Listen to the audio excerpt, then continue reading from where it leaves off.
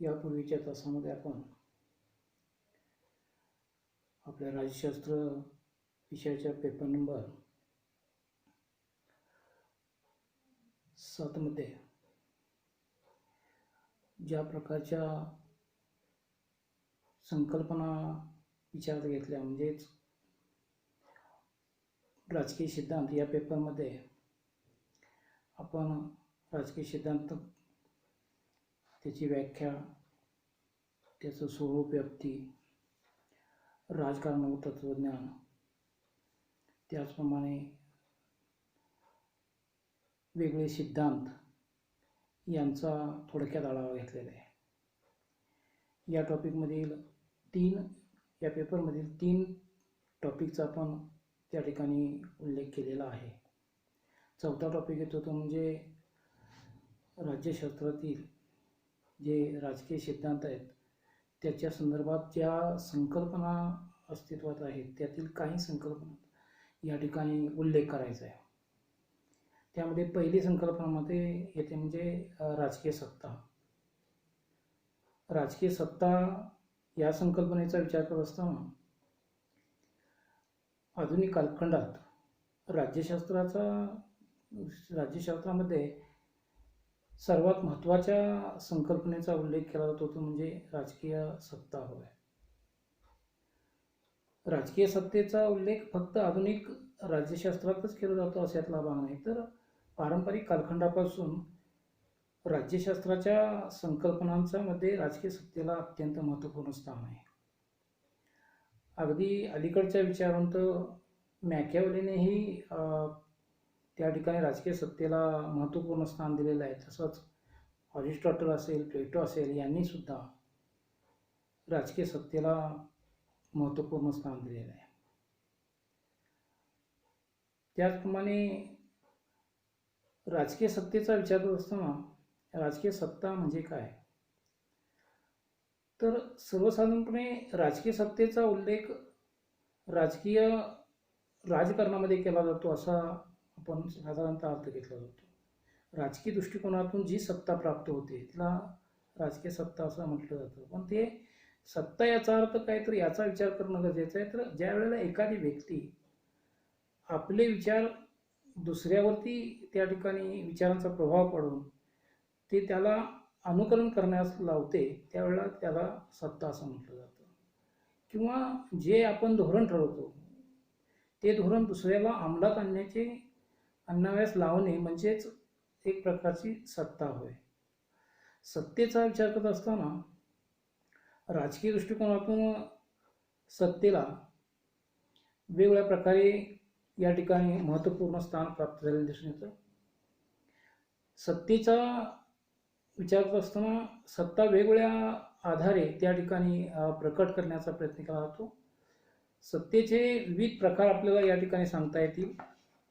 ते म्हणजे सत्ता वेगवेगळ्या माध्यमातून प्रकट करत असताना सत्तेला जे आधार असतात ते आधार त्या ठिकाणी बल साधन, एखाद्याचं सामर्थ्य असतं ते सुद्धा एक प्रकारच्या त्याच्या सत्तेचं साधन मानलं जातं. त्याचप्रमाणे वेगवेगळी प्रतीकं असतात, त्या प्रतीकांचा आधार घेऊन त्या ठिकाणी सत्ता टिकवली जाते.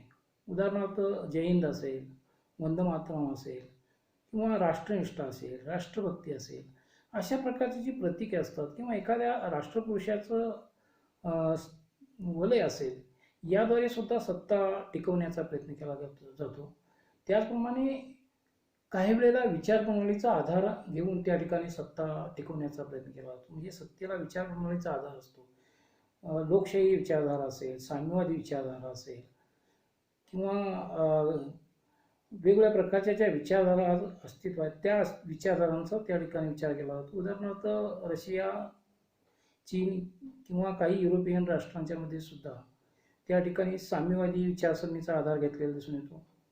तर नाझीचा आधार त्या ठिकाणी विचारसरणीचा आधार सुद्धा घेतलेला दिसून येतो. अशा पद्धतीने विशिष्ट विचार प्रणालीचा आधार घेतला जातो. तसंच काही प्रमाणात राजवटीला जनतेची सहमती हा सुद्धा एक आधार होऊ शकतो. सत्तेच्या बाबतीत विविध प्रकारांचा विचार करत असताना आपल्याला असं दिसून येईल की वेगवेगळ्या प्रकारची सत्ता आपल्याला सांगता येईल. त्यामध्ये पारंपरिक सत्ता जी परंपरेने प्राचीन कालखंडापासून चालत आलेली असते ती सत्ता लोक मान्य करतात. त्यामुळे पारंपरिक सत्ता ही एक महत्त्वाची सत्ता मानली जाते. उदाहरणार्थ कौटुंबिक व्यवस्थेमध्ये पारंपरिक सत्तेचा उल्लेख येतो. कोणत्याही प्रकारचं इतर कोणत्याही घटकाचा प्रभाव न करता परंपरेने चालत आलेल्या घटकांचा एक आदर म्हणून वडिलांची व्यक्तीचे आदेश त्या कुटुंबातील सर्व लोक मानताना दिसून येतात. काही वेळेला सत्ता या मिळवण्यासाठी संघर्षाचा, सामर्थ्याचा, बळाचा वापर केला जातो. त्याला आपण नग्न स्वरूपाची सत्ता म्हणतात की बल जोपर्यंत, ताकद, क्षमता जोपर्यंत असते त्या ठिकाणी त्या सत्तेला मान्यता दिली जाते. संपत्तीचा सुद्धा काही वेळेला आधार घेतला जातो. त्या आधारे ज्या व्यक्तीकडे संपत्ती असते त्याचे आदेश लोक पाळतात. म्हणजे सत्ता शक्ती आणि बळाच्या किंवा संपत्तीच्या आधारे त्या ठिकाणी निर्माण होते. तिला नग्न सत्ता असं म्हटलं जातं. काही वेळेला सत्तेचा जो पुढचा प्रकार तो म्हणजे क्रांतिकारी सत्ता. एखादी सत्ता अस्तित्वात आहे, एखादं शासन अस्तित्वात आहे, प्रस्थापित सत्ता आहे, त्या सत्तेच्या विरोधात उठाव करून जर ती सत्ता उलटून टाकून दुसरी सत्ता उदयास आली असेल, क्रांतीचा आधार घेऊन त्या ठिकाणी उदयास आली असेल तर त्याला क्रांतिकारक सत्ता असं म्हटलं जातं. त्यासाठी विशिष्ट विचारधारेचा आधार घेतला जातो किंवा दहशतीचा आधार घेतला जातो किंवा धार्मिक मूलतत्वांचा सुद्धा आधार घेतला जातो. या आधारे त्या ठिकाणी प्रस्तावित सत्ता उलटून टाकली जाते आणि दुसरी सत्ता या ठिकाणी आणण्याचा प्रयत्न केला जातो. उदाहरणार्थ रशियामध्ये तशा प्रकारची पहिली सत्ता नष्ट करून दुसरी सत्ता आणण्याचा प्रयत्न लेनिनच्या कालखंडामध्ये झालेला दिसून येतो. त्याचप्रमाणे चीनमध्ये माओच्या कालखंडामध्ये झालेला दिसून येतो. किंवा अगदी लोकशाही देशाचा विचार केला तर फ्रान्समध्ये राजेशाही नष्ट करून लोकशाही शासन पद्धती आणण्यासाठी क्रांती झालेली दिसून येते. तसंच काही वेळेला सत्तेला आधार कोणता तर कायद्याचा आधार, म्हणजे विधिवत सत्ता, कायद्याचा आधार असणारी सत्ता. एखादी सत्ता निर्माण झाल्यानंतर कायदा किंवा राज्यघटना असेल किंवा वेगवेगळ्या प्रकारचे नियम असतील त्या आधारे निर्माण झालेली सत्ता आहे. वेगवेगळ्या शासकीय संस्थांची सत्ता ही कायदेशीर सत्ता असते. उदाहरणार्थ विद्यापीठ असेल, वेगवेगळ्या प्रकारची महामंडळे असतील, त्यांची सत्ता ही कायदेशीर सत्ता असते. त्याचप्रमाणे काही वेळेला भ्रामक स्वरूपाची सत्ता असते की ती सत्ता दिखाऊ स्वरूपाची असते. ती सत्ता फार काळ टिकेलच याची शाश्वत देता येत नाही किंवा भ्रामक स्वरूपाची सत्ता असल्यासारखी आपल्याला दिसून येते. ती सत्ता अंतिम सत्ता असेलच असं नाही, कारण ती दिखाऊ स्वरूप. उदाहरणार्थ संयुक्त राष्ट्र संघटनेच्या मध्ये सर्व राष्ट्रांना समान स्थान आहे अशा प्रकारची भूमिका घेतली गेली, पण त्या ठिकाणी बड्या राष्ट्रांनाच महत्त्वपूर्ण स्थान आहे. म्हणजे लहान राष्ट्र असो, आकाराने मोठे राष्ट्र असो, ती राष्ट्र सार्वभौम असून सुद्धा एक संघटनेची सदस्य राष्ट्र आहेत, पण त्यांना दर्जा समान मिळालेला नाही. चीन असेल, रशिया असेल, अमेरिका असेल, इंग्लंड असेल, फ्रान्स असेल, या बड्या राष्ट्रांना महत्त्वपूर्ण स्थान दिलं दिसून येतं. म्हणजे एक ह्या लहान राष्ट्रांच्या दृष्टिकोनातून त्यांची सत्ता ही भ्रामक स्वरूपाची, दिखाऊ स्वरूपाची सत्ता आहे असं आपल्याला दिसून येईल. त्याचप्रमाणे सत्तेचे विविध सिद्धांत, वेगवेगळ्या प्रकारचे 4 सिद्धांत आपल्याला या ठिकाणी पाहायचे. त्यामध्ये पहिला सिद्धांत होतो तो म्हणजे मनोविश्लेषणात्मक सिद्धांत. हा सिद्धांत व्यक्तीच्या प्रभावाला महत्त्वाचं स्थान देतो. म्हणजे सत्ता सिद्धांत जो मनोविश्लेषणात्मक सिद्धांत आहे तो व्यक्तीच्या प्रभुत्वाला महत्त्वपूर्ण स्थान देण्याची भूमिका ठेवलेली दिसून येतो. म्हणजे जेणेकरून प्रभुत्वाच्या आधारे सत्ता मिळवण्याची भूमिका या सिद्धांताला मान्य असलेली दिसून येते. त्याचप्रमाणे दुसरा सिद्धांत येतो तो म्हणजे समाजशास्त्रीय सिद्धांत. समाजशास्त्रीय सिद्धांतामध्ये सामाजिक दृष्टिकोनातून या सिद्धांताचा विचार केला. समाजातील वेगवेगळ्या व्यक्तींच्या मूल्यांचे, अधिकारांचे या ठिकाणी विचार केलेला दिसून येतो आणि या दृष्टिकोनातून हा सिद्धांत समाजातील विविध घटक संस्था ज्या असतात, विविध घटक संस्था आहेत, त्यांना सुद्धा काही सत्ता आहेत हे मान्य करणारा सिद्धांत या ठिकाणी असलेला दिसून येतो. सामाजिक संघटनांना सत्ता प्राप्त झालेली असते असं या सामाजिक शास्त्रीय सिद्धांतामध्ये दिसून येतं.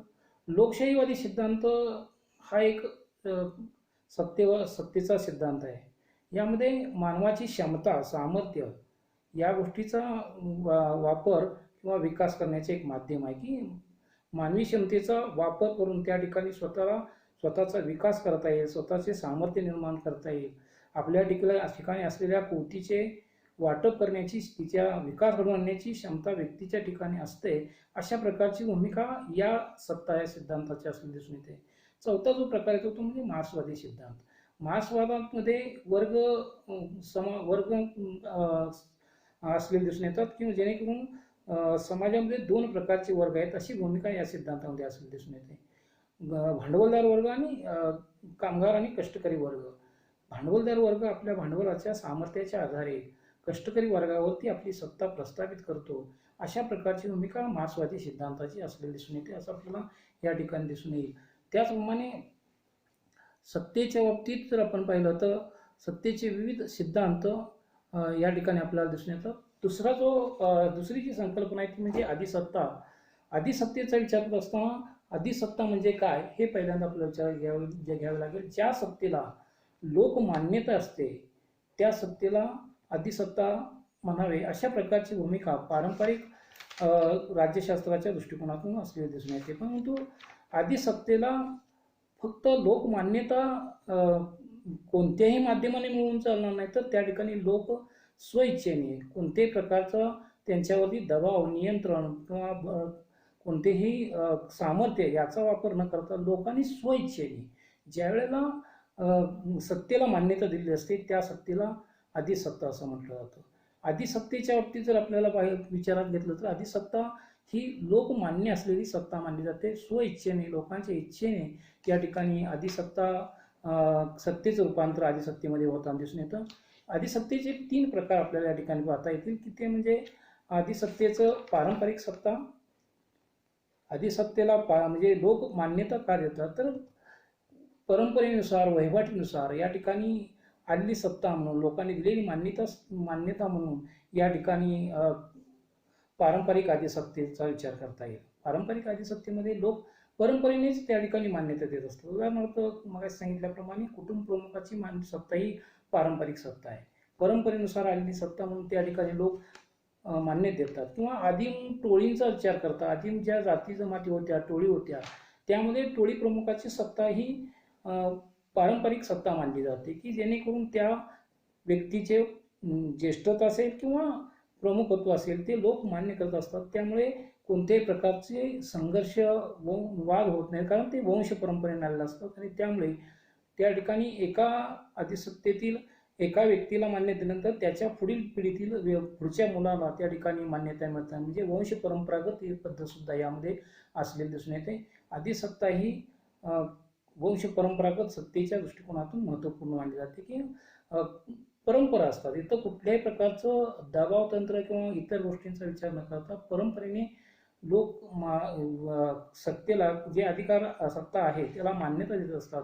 वहिवाट निर्माण झालेली असते आणि त्यामुळे ते एक आदिसत्तेचा एक प्रकार मानला जातो. वैधानिक आदिसत्ता ही सुद्धा एक महत्त्वपूर्ण सत्ता आहे, कारण या ठिकाणी लोकमान्यता कशा प्रकारचे प्राप्त होते, तर त्या ठिकाणी कायद्यानुसार राज्यकर्त्याला किंवा सत्ताधीश व्यक्तीला मान्यता देण्याची भूमिका लोक पाहतात. यामध्ये राजकीय सत्तेच्या ठिकाणी असलेली योग्यता असेल, विश्वासार्हता असेल, परिणामकारकता असेल, या गोष्टी विचारात घेतल्या जातात. कारण त्यांना कायदेशीर मान्यता प्राप्त झाल्यामुळे या ठिकाणी लोक त्या पदाला मान्यता देण्याचा प्रयत्न करतात. संविधानात्मक दृष्टिकोनातून त्याला आधार प्राप्त होतो आणि त्यामुळे कायदेशीर आदिसत्ता ही एक महत्त्वपूर्ण आदिसत्तेचा प्रकार मानला जातो. तिसरा प्रकार येतो समूह किंवा वलयांकित आदिसत्ता. वलयांकित, काही व्यक्तींच्या अंगी असे वलय असते की ते दुसऱ्यांच्यावरती प्रभुत्व निर्माण करू शकतात, दुसऱ्यांच्यावरती नियंत्रण प्रस्थापित करू शकतात आणि त्याद्वारे ते आपल्या आज्ञा दुसऱ्यांना मान्य कराव्यास लावतात. अशा प्रकारची भूमिका त्यामध्ये असलेली दिसून येते. यामध्ये तिसरी संकल्पना येते ती म्हणजे आदिमान्यता. ज्या सत्तेला मान्यता मिळते त्या सत्तेला आदिसत्ता म्हणतात आणि आदिसत्ता प्राप्त होण्यासाठी आदिमान्यता ही अत्यंत गरजेची असते. आदिमान्यता म्हणजे लोकमान्यता, लोकांची सत्तेला मान्यता प्राप्त होणे म्हणजेच आदिसत्ता होय. त्यामध्ये विवेका दृष्टिकोनातून अधिकार त्या ठिकाणी दिसले जातात, की स्वइच्छेने लोकांनी सत्तेला मान्यता दिलेली असते आणि त्यामुळे त्या आदिसत्तेचं या ठिकाणी विचार आपल्याला करता येतील. आदिसत्तेच्या बाबतीत जर आपण पाहिलं तर आदिसत्ते ही लोकमान्य सत्तेला मान्यता प्राप्त करून दिलेली असते आणि त्यामुळे आदिसत्ता प्राप्त होत असते.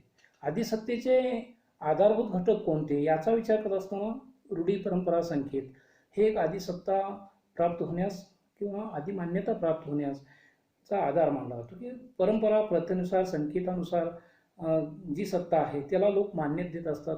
हे आपण पाहिलं टोळीच्या मध्ये जे काही पारंपरिक कालखंडामध्ये ज्या काही टोळी करून लोक राहत होते त्यामध्ये मान्यता देणे, सत्तेला मान्यता देण्याची भूमिका ही परंपरेनुसार आलेली होती, रूढीनुसार आलेली होती.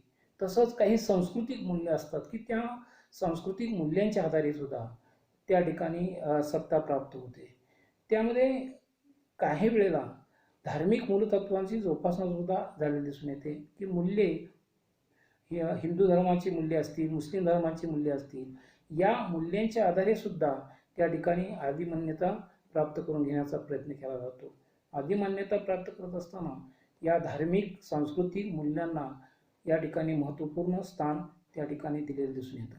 काही वेळेला संविधानात्मक कायद्याच्या दृष्टिकोनातून सुद्धा आदिसत्तेला मान्यता प्राप्त होते. म्हणजे तो एक आदिसत्तेचा आधारभूत घटक ठरतो की कायद्याद्वारे लोक सत्तेला मान्य देतात, त्यामुळे ती आदिमान्यता, कायदा हा त्याचा आदिमान्यतेचा घटक ठरतो, आधार ठरतो.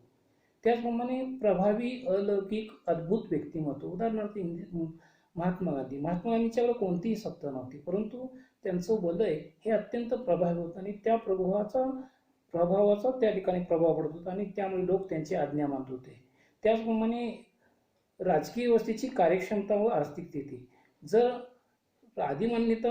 सत्तेला आदिमान्यता प्राप्त व्हायची असेल तर राजकीय व्यवस्थेची स्थिरता काय आहे, कार्यक्षमता काय आहे, यशस्वी कार्यक्षमता असेल तर त्या ठिकाणी लोक मान्यता देतात.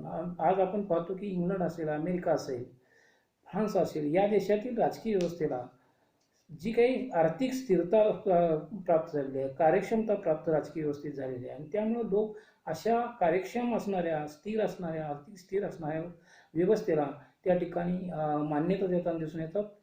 त्याचप्रमाणे काही वेळेला विचार प्रणालीचा आधार घेऊन आदिमान्यता दिसून येते. की विशिष्ट असे नाझिझम असेल, फॅशिझम असेल, या ठिकाणी आपण जर पाहिलं असेल तर की जर्मनीत नाझिझमचा वापर करून त्या ठिकाणी हिटलर यांनी आदिमान्यता प्राप्त केली. तसंच मुसोलिनीने फॅशिझमचा वापर करून त्या ठिकाणी आदिमान्यता प्राप्त करून घेतली.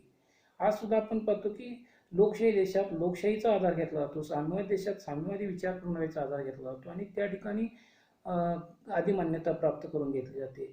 ज्या देशात विशिष्ट धर्माचे लोक जास्त असतील त्या ठिकाणी धार्मिकतेचा आधार घेऊन धर्माधिष्ठित राष्ट्राचा आधार घेऊन त्या ठिकाणी मान्यता घेतली जाते. जिथं अनेक धर्माचे लोक असतात तिथं धर्मनिरपेक्ष भूमिकेचा आधार घेतला जातो आणि त्याद्वारे आदिमान्यता प्राप्त करून घेतली जाते. आणि शेवटचा मुद्दा येतो म्हणजे राष्ट्रीयत्वाची भावना. लोकांच्या मनामध्ये राष्ट्रीयत्वाची भावना असेल तर लोक राष्ट्राच्या सत्तेला आदिमान्यता देताना दिसून येतात. त्यामुळे आदिमान्यतेचा तो एक प्रकार त्या ठिकाणी पाहता येतो. अशा प्रकारे आपल्याला पेपर नंबर 7चा थोडक्यात जे काही अभ्यासक्रम आहे त्याचा थोडक्यात आढावा या ठिकाणी घेता येतो. यानंतर पेपर नंबर 8 जो आहे तो म्हणजे लोकप्रशासन. आधुनिक काळात लोकप्रशासनाचा जो भाग आहे त्यामध्ये जे टॉपिक आहे त्यांचा आपण थोडक्यात आढावा घेणार आहोत. त्यामध्ये पहिला जो टॉपिक येतो तो म्हणजे लोकप्रशासन ची ओळख. लोकप्रशासनाची ओळख. वास्तविक पाहता हा पेपर तुम्ही SYला पाहिलेला आहे, SYला अभ्यासलेला आहे. यामध्ये जे टॉपिक आहे ते तुम्हाला SYच्या IDS या विषयामध्ये झालेले आहे आणि त्यामुळे फारसं याच्यावरती विश्लेषण देण्याची आवश्यकता नाही. तरी पण थोडक्यात मी सारांश सुद्धा या ठिकाणी सांगतो. लोकप्रशासन हे आधुनिक काळाची गरज निर्माण झाली आहे. लोकप्रशासन हे अत्यंत आवश्यक व महत्त्वाचे म्हणून प्रशासन आज ओळखले जातं. कारण राष्ट्र प्रगत असो किंवा अप्रगत असो अशा सर्वच राष्ट्रात लोकप्रशासनाची आवश्यकता आढळून येते. किंबहुना मानवाचा विकास करण्यासाठी राज्यसंस्थेचा प्रधान हेतू असल्यामुळे मानवाचा विकास करणे ही राज्यसंस्थेचा प्रधान हेतू असल्यामुळे तो उद्देश साध्य करायचा असेल तर प्रशासनाची अत्यंत गरज आहे आणि ते प्रशासन कार्यक्षम आणि योग्य प्रकारचं असलं पाहिजे. त्यासाठी प्रत्येक देशात वेगवेगळ्या कल्याणकारी विविध योजना राबवल्या जातात आणि त्या राबवत असताना प्रशासनाची गरज निर्माण होते. लोकप्रशासनाच्या बाबतीत जर विचार केला तर आधुनिक कालखंडामध्ये राष्ट्रातील लोकांच्या गरजा, इच्छा, आकांक्षा फार मोठ्या प्रमाणात वाढल्या आहेत आणि त्या जर पूर्ण करायच्या असतील तर त्यासाठी आवश्यक असणारी भौतिक साधनसामुग्री अल्प स्वरूपाची आहे. त्या अल्प स्वरूपाच्या गरजा, भौतिक साधनसामुग्रीमध्ये लोकांच्या वाढत्या गरजा पूर्ण करणं गरजेचं आहे. त्याचप्रमाणे आधुनिक कालखंडामध्ये जी काही निर्माण झालेली औद्योगिक क्रांती असेल, शास्त्रीय लागलेले शोध असतील, संशोधन असतील, वाढती लोकसंख्या असेल, नागरीकरण असेल, वाढत्या शहरीकरण असेल, यामुळे प्रशासनाची अत्यंत गरज निर्माण झालेली आहे. प्रशासनाशिवाय कामकाज करणं हे शासन व्यवस्थेला अशक्य होईल. त्यामुळे प्रशासन हे कार्यक्षम, जबाबदारीने कार्य करणारी व्यवस्था असणं गरजेचं आहे असं आपल्याला दिसून येईल. प्रशासनाचा विचार करत असताना लोकप्रशासन हे शासनाची जी विविध कार्ये असतात, जबाबदारी असतात, त्या पूर्ण करण्यासाठी जी काही व्यवस्था निर्माण केली जाते त्याला लोकप्रशासन आपण म्हणता येईल. प्रशासन या संकल्पनेचा विचार करत असताना विशिष्ट हेतू साध्य करण्यासाठी अनेक व्यक्तींचं जे काही संचलन असेल, संयोजन असेल, नियंत्रण असेल, हे करणे म्हणजेच प्रशासन होय. हे लोकप्रशासनाचा विचार करत असताना शासनाची जी कार्य असतील ती कार्य पार पाडण्यासाठी संचालन असेल, संयोजन असेल, नियंत्रण असेल, हे करण्याचे कार्य जे केलं जातं त्याला लोकप्रशासन असं म्हटलं जातं. लोकप्रशासनाच्या स्वरूपाचा विचार करत असताना या ठिकाणी दोन घटकांचा विचार करावा लागतो. लोकप्रशासनाच्या स्वरूपामध्ये दोन दृष्टिकोनातून विचार केले जातात, ते म्हणजे सर्वव्यापी दृष्टिकोन आणि व्यवस्थापन दृष्टिकोन. लोकप्रशासनाच्या कार्यामध्ये कोणाचा समावेश करायचा किंवा कोणत्या घटकांचा समावेश करायचा यावरून त्या ठिकाणी दोन्ही दृष्टिकोन या ठिकाणी निर्माण झालेले दिसून येतात. जेव्हा शासनाचं एखादं उद्दिष्ट साध्य करायचं असेल त्यासाठी संघटन जे असतं त्या संघटनेतील सर्व घटकांचा त्या उद्दिष्ट साध्य करण्यासाठी उपयोग केला जात असेल आणि त्यांचा अभ्यास जर त्या ठिकाणी केला जात असेल तर त्याला सर्वव्यापी दृष्टिकोन, म्हणजे अगदी शिपायापासून वरिष्ठ पातळीवरती काम करणाऱ्या वरिष्ठ अधिकाऱ्यापर्यंत या सगळ्यांच्या कामकाजाचा विचार ज्या वेळेला केला जातो त्याला लोकप्रशासनाचा सर्वव्यापी दृष्टिकोन असं म्हटलं जातं. म्हणजे अगदी नियोजन करण्यापासून अगदी प्रत्यक्षात शिपायांनी काम करण्यापर्यंत जे काही मध्ये कर्मचारी वर्ग असतो त्या सर्व कर्मचारी वर्गाचा विचार या ठिकाणी सर्वव्यापी दृष्टिकोनामध्ये केलेला दिसून येतो. व्यवस्थापन दृष्टिकोन जो दुसरा आहे तो म्हणजे फक्त व्यवस्थापन करणाऱ्या लोकांचा किंवा अधिकारी वर्गांचाच त्यामध्ये लोकप्रशासनामध्ये सहभाग करायचा आणि त्यांचाच अभ्यास करायचा, इतर कार्य करणाऱ्या लोकांचा त्यामध्ये समावेश करणं हे व्यवस्थापन दृष्टिकोनाच्या विचारवंतांना ते मान्य नाही. त्यामुळे व्यवस्थापन दृष्टिकोनाचा विचार करत असताना जे व्यवस्थापन करतात, नियोजन करतात, संचलन करणार, देखरेख करतात त्यांचाच त्या ठिकाणी लोकप्रशासनाच्या कार्यामध्ये समावेश करावा अशा प्रकारची भूमिका व्यवस्थापन दृष्टिकोनामध्ये असलेली दिसून येते. या दोन दृष्टिकोनाच्या आधारे आपल्याला लोकप्रशासनाचं स्वरूप त्या ठिकाणी सांगता येईल. लोकप्रशासनाच्या स्वरूपाबरोबरच त्या ठिकाणी त्याची व्याप्ती हा भाग येतो. अर्थात लोकप्रशासनामध्ये कोणकोणत्या गोष्टींचा व्याप्तीमध्ये कोणकोणत्या घटकांचा अभ्यास करायचा यावरून त्या ठिकाणी व्याप्ती निश्चित होत असते. म्हणजे कोणत्याही विषयाचं ते कोणकोणत्या विषयांचा अभ्यास केला जातो त्यावरून त्या विषयाची व्याप्ती ठरवली जाते. लोकप्रशासनाच्या व्याप्तीच्या बाबतीत अनेक विचारवंतांच्या मध्ये मतभेद असले दिसून येतात. मी लोकप्रशासनाच्या स्वरूपामध्ये जसे व्यवस्थापन दृष्टिकोन आणि सर्वव्यापी दृष्टिकोन असे दोन दृष्टिकोन सांगितले, त्याचप्रमाणे व्याप्तीमध्ये सुद्धा व्यवस्थापन करणाऱ्या लोकांचा समावेश करावा का सर्वव्यापी दृष्टिकोनानुसार सर्वांचा सहभाग करावा या विचारप्रणालीप्रमाणेच व्याप्तीमध्ये सुद्धा त्या ठिकाणी विचारवंतांचे मतभेद असलेले दिसून येतात. व्याप्तीचा विचार करत असताना जे काम सर्व लोक करतात त्यांच्या कार्याचा विचार या ठिकाणी होताना दिसून येतो, तर काही वेळेला व्यवस्थापन करणाऱ्या व्यवस्थापकीय लोकांचा विचार केला जातो. लोकप्रशासनाची व्याप्ती या दृष्टिकोनातून हेनरी फॉयल यांच्या मते नियोजन असेल, संघटन असेल, आज्ञा असेल, समन्वय असेल, नियंत्रण असेल, ही प्रशासनाची उद्दिष्टे साध्य करण्यासाठी या 5 घटकांची आवश्यकता असं त्याचं मत आहे. त्यामुळे लोकप्रशासनाच्या व्याप्तीमध्ये नियोजनाचा सहभाग करावा, त्याचप्रमाणे संघटन या गोष्टीचा सहभाग करावा, आज्ञा या घटकाचा सहभाग करावा किंवा नियंत्रण या तत्वाचा सुद्धा सहभाग करावा. अशा प्रकारची भूमिका त्या ठिकाणी हेनरी फॉयल यांची असलेली दिसून येते. त्याचप्रमाणे पिपनर यांच्यामध्ये लोकप्रशासनाची तत्त्वे आणि लोकप्रशासन हे कार्यक्षेत्र म्हणजे लोकप्रशासनाची तत्त्वेमध्ये संघटना असेल, कर्मचाऱ्यांचे व्यवस्थापन असेल, प्रशासकीय पद्धती असेल, प्रशासकीय तंत्र असेल किंवा साधनसामग्री असेल किंवा अर्थव्यवस्था असेल, प्रशासकीय जबाबदारी या तत्वांचा लोकप्रशासनामध्ये अभ्यास करावा अशा प्रकारची भूमिका मांडलेली आहे. तर त्यामध्ये दुसरा भाग लोकप्रशासनाचे कार्यक्षेत्र जे असेल, केंद्र सरकार, राज्य सरकार, प्रादेशिक स्थानिक स्वराज्य संस्था यांचा त्यामध्ये समावेश करावा अशा प्रकारची भूमिका त्या ठिकाणी मांडलेली दिसून येते. ल्युथर गुलिक यांनी सुद्धा लोकप्रशासनाची व्याप्ती मांडत असताना पोस्ट कॉर्पो दृष्टिकोन सांगितलेला आहे. जे काही नियोजन असेल, संघटन असेल, कर्मचारी वर्गाची व्यवस्था असेल, निर्णय घेण्याच्या बाबतीत असेल, समन्वय असेल, माहिती पाठवणे असेल आणि अंदाजपत्रक तयार करणे असेल. पोस्ट कॉर्पो या इंग्रजी शब्दावरूनच त्या ठिकाणी त्यांनी लोकप्रशासनाच्या विषयामध्ये कोणकोणत्या घटकांचा कोणकोणत्या विषयांचा अभ्यास करता येतो या संबंधीची व्याप्ती त्या ठिकाणी पोस्ट कॉर्पो या दृष्टिकोनातून ल्युथर गुलिक यांनी सांगितले दिसून येते. अशा प्रकारे आपल्याला लोकप्रशासनाची व्याप्ती, स्वरूप आणि व्याप्ती या दृष्टिकोनातून पाहता येतं.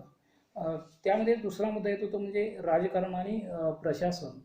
राजकारण आणि प्रशासन तसे पाहिले तर दोन्ही एकमेकाशी संलग्न असणारे विषय आहेत, परंतु राजकारण म्हणजे प्रशासन असं नाही. तर राजकारण हे सत्तेसाठी चाललेलं सातत्याने असलेला खेळ आहे. राजकीय लोक सत्ता मिळवण्यासाठी चांगल्या वाईट अशा गोष्टींचा अवलंब करण्याचा प्रयत्न करतात. राजकारणाचा विचार करत असताना राजकारणामध्ये जे काही निर्णय घेतले जातात ते निर्णय घेण्याचे कार्य राजकीय लोक करत असतात. प्रशासकीय लोक हे प्रशासनाचे प्रशासकीय कामकाज करण्याचे, त्या धोरणाची अंमलबजावणी करण्याचे कार्य करताना दिसून येतात. असं आपल्याला दिसून येईल. प्रशासकीय शिस्त, प्रशासनामध्ये शिस्त अत्यंत महत्त्वाची असते. प्रशासकीय कामकाज करत असताना शिस्तीनुसार जे काही नियमानुसार कामाची जबाबदारी दिलेली आहे ती जबाबदारी पूर्ण करण्याची जबाबदारी प्रत्येक प्रशासकीय कर्मचाऱ्यावरती असते आणि त्यामुळे त्या ठिकाणी आजच्या कालखंडात ज्या वेळेला प्रशासकीय जबाबदारीचा विचार केला जातो त्यावेळेला प्रशासकीय जबाबदारी पार पडत असताना कोणत्याही गैरमार्गांचा अवलंब होऊ नये याचा सुद्धा विचार होणं आवश्यक आहे असं आपल्याला वाटतं. अशा प्रकारे या लोकप्रशासन या पेपरमधील पहिल्या टॉपिकचं थोडक्यात विश्लेषण आपण दिलेलं आहे. या पुढचं राहिलेलं आपण जे काही संघटना असेल, त्याचप्रमाणे वित्तीय प्रशासन असेल आणि जबाबदारी आणि नियंत्रण या गोष्टींचं थोडक्यात विश्लेषण आपण पुढच्या तासाला करणार आहोत. थोडक्यात थँक्यू.